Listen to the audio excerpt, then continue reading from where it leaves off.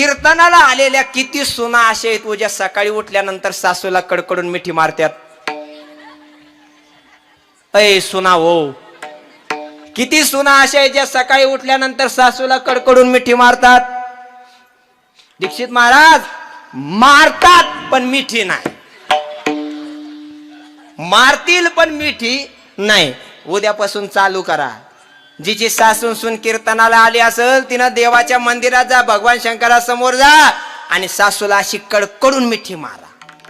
आणि जिची सासू आता कीर्तनाला आली नसेल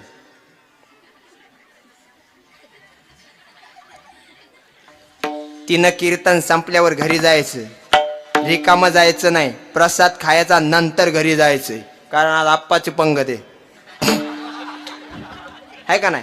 तुम्ही म्हणायचं तुमची सासू अशी घरी झोपलेली असेल, टीव्ही चालू असेल, नातू समोर झोपलेला असेल, टीव्ही पाहत असेल, तुम्ही जोरात जायचं म्हणायचं आत्या. तुम्ही आत्याच म्हणता ना. आता एक नवीन पद्धत आली बघा, सासूला आई आई म्हणायचं, म्हातारी कधी मरती हे सुद्धा माघारी म्हणायचं. आत्या उठा. म्हातारी म्हणाली हे बघ, दुपारी आपल्या दोघीच्या भांडणाचा आनंद अख्ख्या गावाने घेतला, आता मला भांडण करायचा मूड शिल्लक राहिला नाही, तरी तुम्ही ऐकायचं नाही. म्हातारीला म्हणायचं आत्या उठा.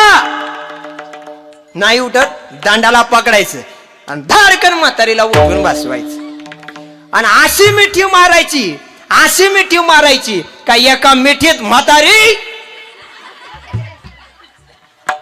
मारायची. बरोबर का नाही. हाच विचार तुम्ही मनात आणला होता का नाही. पण भगवान शंकराची शपथ घेऊन सांगतो मी, हा विचार मनात तुम्हाला कीर्तनात सांगणार नव्हतो.